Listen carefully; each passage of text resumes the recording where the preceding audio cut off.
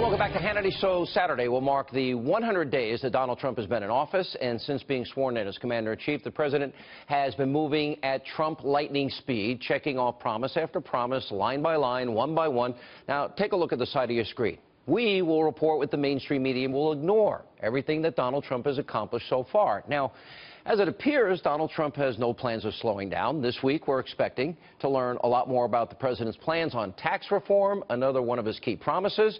A new Washington Post, ABC News poll that came out yesterday shows that if the election were held today, President Trump would still have defeated Hillary Clinton, and he would have won the popular vote. Still with us, Speaker of the House, former Speaker of the House, Newt Gingrich. You know, they don't want to cover his accomplishments, which are numerous and many. Now, Congress has been a little slow. You and I have discussed the lack of urgency there. But they have made agreement on a health care bill. We will get this economic plan passed one way or the other. How would you rate his first 100 days?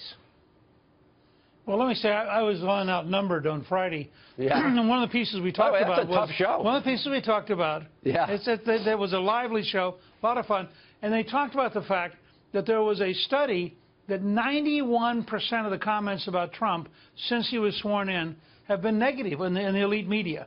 91%. So you start with, I mean, I look at things that are reality. Lowest level of illegal immigration in, I think, 17 years.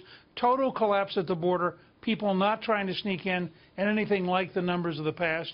Careful targeting of groups like MS-13, the gang, which is in many American cities, focusing on criminals to get them out of the country. I think he has signed 29 executive orders. He's signed 28 bills. People talk about the Congress not functioning. Well, they've sent him 28 pieces of legislation already, which he's signed, including rolling back a whole series of Obama's red tape and regulations, taking an estimated $89 billion a year of regulatory red tape off the back of American businesses to let them focus on job creation. You can just go down item after item after item. This has been a very successful opening round.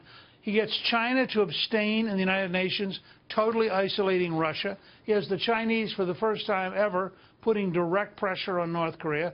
Nobody else has ever been able to do that. He has a good relationship now with Saudi Arabia, with Egypt, with Jordan, all of whom approved of him using Tomahawk missiles against the Syrian dictatorship after he used poison gas.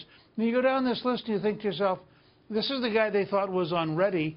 Today, I thought his conversation with the longest-serving American astronaut, a woman, something that's communicating to young girls that you, too, could grow up to have a career in science, a position that Ivanka Trump in particular is very deeply committed to. I mean, every time I turn around, he's doing something interesting. I don't know of any president who brought the entire Security Council down to the White House. Nikki Haley led them today. She's one of his great appointments. She's turned out to be a remarkable UN ambassador. So I would give him very, very high marks for this opening round. You know, I will tell you this. I think the bigger surprise in 100 days, the China relationship, I think is huge, especially helping with North Korea and even importing American coal rather than North Korean coal. Then meeting with the Saudis, meeting with King Abdullah of Jordan, meeting with President al-Sisi, General al-Sisi of Egypt, meeting with the Israeli Prime Minister, and acting in Syria, mother of all bombs. That's massive. But I don't think you can also, I think the other big accomplishments, energy independence is massive for both security and job creation and getting rid of regulation. Can you just agree with me, though, that Congress has been a little pathetically slow, that they need to, unlike the health care bill, maybe build consensus before they release the stupid bill? Yeah, they do. Look, Congress is behaving like Congress. They're going to get there. They're going to pass all the major legislation this year. But let me also point out, in the middle of all the things you and I just talked about, we didn't even get around to talking about a Supreme Court justice who's conservative, and you compare where Hillary would have been versus where Justice Gorsuch is. I mean, that alone justified all the effort to win the presidential election.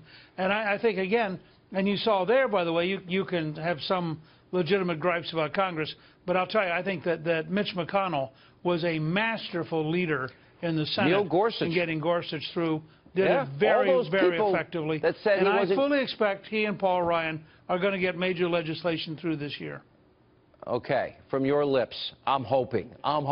I'll give you the best. By the way, and Neil Gorsuch, A huge promise. Originalist on the court. Mr. Speaker, thank you as always for being with us. Appreciate it.